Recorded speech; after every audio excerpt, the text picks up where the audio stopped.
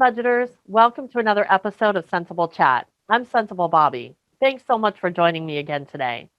Last week, we went through the steps to create your financial picture. This gives you the hope you need to break out of your financial prison because it proves that change is possible, regardless of where you stand today. I want to take you through the process of using your financial picture to create a plan that will help you achieve your goals. But we're going to hold off on that for one more week because I can't pretend to know where you're at today or what your final destination is. But I do know that if you want to break out of your financial prison, you've got to be debt free. So we're going to start there. If you want to look ahead, you can read my blog post, 6 Steps to Slay Your Debt, at centsablechat.com. But we're going to dive a little bit deeper here. You hear a lot about debt consolidation programs, balance transfer offers, and even bankruptcy as ways to get out from under your debt. These may or may not be the right tools for your situation, but even if they are, they're only partial solutions when they work.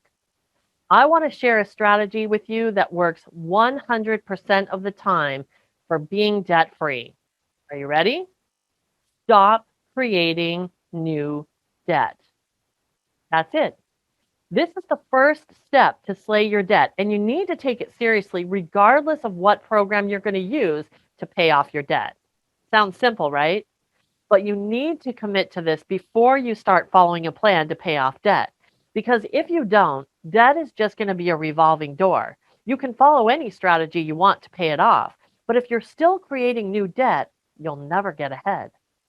There are people who file for bankruptcy and then go right back into debt.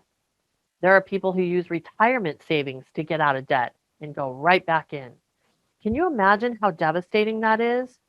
All this money you worked so hard to save for your future life, and you use it to dig out of a hole that you've gotten yourself into.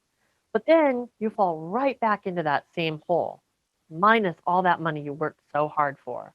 And the reason is because your spending habits haven't changed. Then there's these zero balance transfer offers. They're great when they're working, but when you come to the end of the promotion, if you can't pay off your balance, all that interest that's been deferred gets added back on. And a lot of times you're now paying a higher interest rate than you were from where you transferred it. Plus, you have to pay a balance transfer fee for that privilege. So a lot of times you end up spending more than you would have if you'd done nothing at all. Debt consolidation programs, balance transfer offers, home equity lines of credit, these are not debt payoff strategies. They simply move the debt around. The only way for you to become debt free is to stop creating new debt. So if you're still adding to your debt, forget about making a plan to get out of debt and focus on changing your spending habits. Because until you do that, you're going to be wasting your time, spinning your wheels, and you're probably going to get frustrated and quit. So, how do you stop creating new debt? Commit to spending only what you can afford today. That means if the money is not in your bank account, you don't spend it. If you're having a hard time tracking what you're spending on your credit card versus what's in your account, don't use your credit card. If you're having trouble tracking what you're spending on your bank account, use cash instead. This is a very simple method because if there's no cash in your hand, you can't spend it.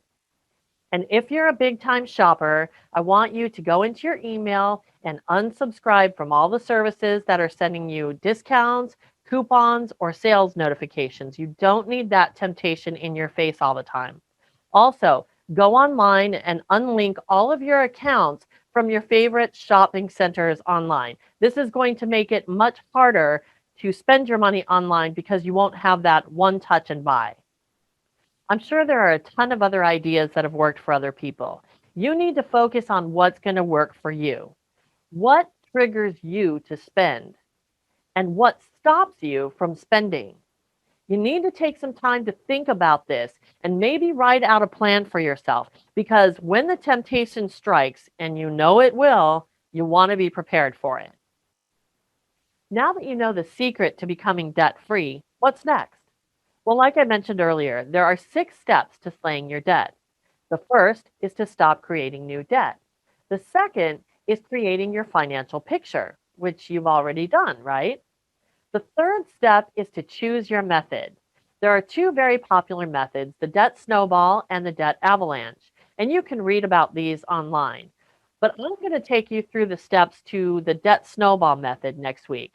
And we're going to use that in step 4, which is creating your spending plan, which we're also going to go through next week. Now, you're going to need your financial picture for this. So if you haven't finished it already, make sure to do that this week.